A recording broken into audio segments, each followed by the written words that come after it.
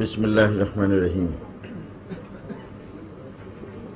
প্রিয় সাংবাদিক বন্ধুগণ, আসসালামু আলাইকুম ওয়া রাহমাতুল্লাহি ওয়া বারাকাতুহু।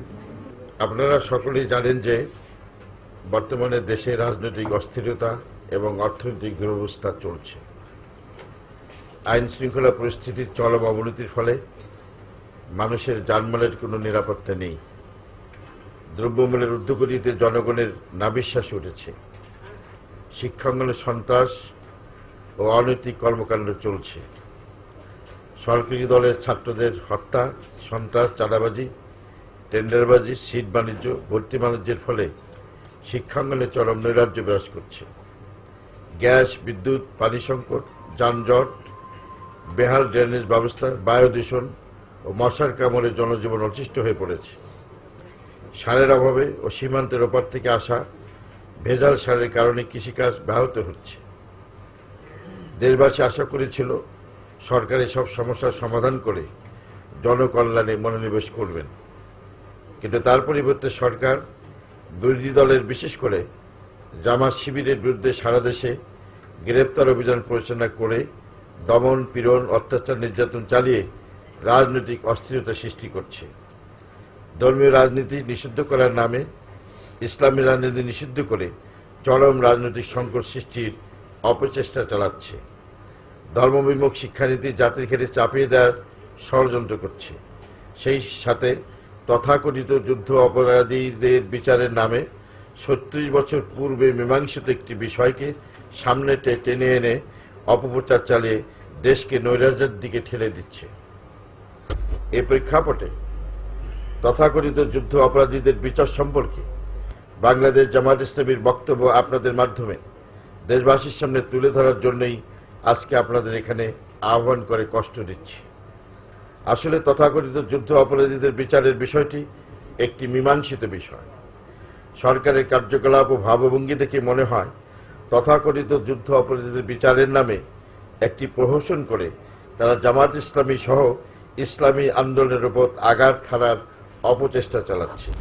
তার প্রমাণ হল সুষ্ঠু তদন্তের পূর্বেই সরকার এবং সরকারের সমর্থক বিভিন্ন মহল, তাদের কিছু সমর্থক সংবাদপত্র এবং মিডিয়া জামাত ইসলামী নেতাদের তথাকথিত যুদ্ধ অপরাধী হিসেবে অভিহিত করে তাদের বানোয়াট তালিকা জনসম্মুখে প্রচার করছে।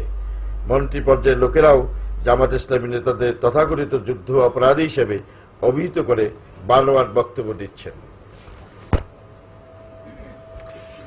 বর্তমান সরকার ক্ষমতায় আসার পরে গত ১৫ মাসে রাজনৈতিক স্থিতিশীলতার সৃষ্টি, অর্থনৈতিক সমস্যার সমাধান, দ্রব্যমূল্য নিয়ন্ত্রণ, আইন শৃঙ্খলা পরিস্থিতির উন্নতি, গ্যাস, বিদ্যুৎ, পানি সংকট সমাধানে চরমভাবে ব্যর্থ হয়েছে। সরকার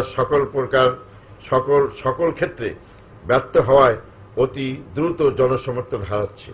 সেই ব্যর্থতা থেকে জনগণের দৃষ্টি ভিন্ন দিকে ফেরানোর উদ্দেশ্যেই সরকার তথাকথিত যুদ্ধ অপরাধের বিচারের নামে প্রহসন করতে যাচ্ছে। অবস্থা দৃষ্টি মনে হয় যুদ্ধ অপরাধ ইস্যু ছাড়া বর্তমানে দেশে আর কোনো সমস্যা বা ইস্যু নেই। বিষয়টিকে এমনভাবে তুলে ধরা হচ্ছে যে তথাকথিত যুদ্ধ অপরাধীদের বিচার হয়ে গেলেই বিদ্যুৎ, পানি, গ্যাস, দ্রব্যমূল্য ইত্যাদি সমস্যা বলতে কিছুই থাকবে না। দ্রব্যমূল্য কমে যাবে, আইনের শাসন প্রতিষ্ঠিত হবে, খাদ্যবস্ত্র, শিক্ষা, চিকিৎসা, বাসস্থান সমস্যা ফুৎকারে দূর হয়ে যাবে, দেশে সুখের নহর বয়ে যাবে। তথাকথিত যুদ্ধ অপরাধীদের বিচার করাই সরকারের একমাত্র করণীয়। মহাজোট সরকার সেজন্যই ক্ষমতায় এসেছে। বিভিন্নভাবে ডাকঢোল পিটিয়ে জনগণের সামনে এহেন পরিস্থিতি তুলে ধরার চেষ্টা করছে। আপনারা সকলেই জানেন বর্তমান সরকার ভারতের সাথে সমঝোতা চুক্তি স্বাক্ষর করে চট্টগ্রাম ও মংলাবন সমুদ্র বন্দর এবং আশুগঞ্জ স্থল বন্দর ব্যবহারের জন্য ভারতের নিকট ইজারা দিয়েছে। টিপামি বাঁধ নির্মাণে বাধা দেওয়ার ব্যাপারে যথাযথ ভূমিকা পালনে চরমভাবে ব্যর্থ হয়েছে। তা আড়াল করার জন্যই বাংলাদেশ জামাত ইসলামীর মতো একটি দেশপ্রেমিক শক্তিকে দুর্বল করে আধিপত্যবাদী ষড়যন্ত্র সফল করার জন্য তথাকথিত যুদ্ধ অপরাধী ইস্যুকে ব্যবহার করা হচ্ছে। আপনারা সকলে জানেন যে গত বছর ফেব্রুয়ারি মাসে বিডিআরের সদর দপ্তর পিলখানায় অর্ধশতাধিক চৌকস সেনা কর্মকর্তাকে নৃশংসভাবে হত্যার মাধ্যমে আমাদের দেশপ্রেমিক সেনাবাহিনী এবং সীমান্তের অতন্ত্র প্রহরী বিডিআরকে কার্যত ঝুঁকির মধ্যে ফেলে দেওয়া হয়েছে। সেই মর্মান্তিক ঘটনার তদন্তের জন্য 2টি তদন্ত কমিটি গঠন করা হলেও সেই সব তদন্ত কমিটির রিপোর্ট আজ পর্যন্ত আলোর মুখ দেখেনি। সেই সব তদন্ত কমিটির রিপোর্ট প্রকাশ না করায় এবং এই কথাই প্রমাণিত হয়েছে যে সরকার বিডিআর সদর দপ্তরে সংগঠিত সেনা অফিসারদের হত্যাকাণ্ডের প্রকৃত নায়কদের আড়াল করার জন্যই লুকোচুরি করেছে। নামকাওয়াস্তে সাজানো তদন্ত ও বিচারের মাধ্যমে পরিকল্পিত ঘটনার ধামাচাপা দেওয়া হচ্ছে। ওই ঘটনা আড়াল করার জন্যই এখন তথাকথিত যুদ্ধ অপরাধীদের বিচারের নামে জিগির তোলা হচ্ছে। জনমনের ধারণা বদ্ধমূল হচ্ছে যে গত বছর 25 ও 26 ফেব্রুয়ারি পিলখানায় সংঘটিত মর্মান্তিক ঘটনা এবং তথাকথিত যুদ্ধ অপরাধীদের বিচারের জিগির একই সূত্রে গাঁথা, একই জায়গা থেকে কলকাঠি নাড়া হচ্ছে বলে সচেতন নাগরিকদের ধারণা।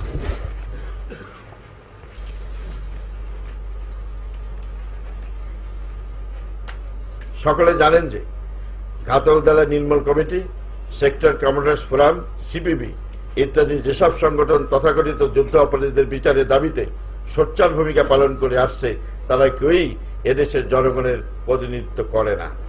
জাতীয় সংসদে তাদের কারো কোনো প্রতিনিধিত্ব নেই।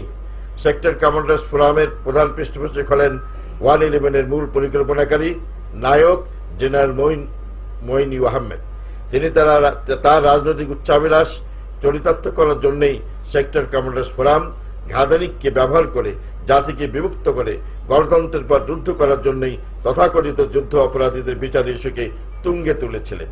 কিন্তু তিনি ব্যর্থ হওয়ায় এখন তারা আওয়ামী লীগের ঘাড়ে চড়ে গণতন্ত্রকে নস্যাৎ করার ষড়যন্ত্র করছে। আর সিপিবি সহ বামপন্থীরা এমন এক গোষ্ঠী যারা এদেশের জনগণের প্রতিনিধিত্ব করে না। নির্বাচনে তারা জনগণের ভোট পায় না। গত নির্বাচনে তারা শতকরা 0.01% ভোট পেয়েছে। তারা ষড়যন্ত্রের খেলা সিদ্ধহস্ত। স্বাধীনতার পরে তারা আওয়ামী লীগ সরকারের ঘাড়ে সবার হয়ে একদলীয় শাসন জাতির ঘাড়ে চাপিয়ে দিয়ে বহুদলীয় গণতান্ত্রিক ব্যবস্থাকে ধ্বংস করেছিল। এখন আবার তারা নন ইস্যুকে ইস্যু বানিয়ে জাতিকে বিভক্ত করে গণতন্ত্র নস্যাৎ করার ষড়যন্ত্রে লিপ্ত হয়েছে। এসব ষড়যন্ত্র সম্পর্কে দেশবাসীকে সতর্ক ও সজাগ থাকতে হবে।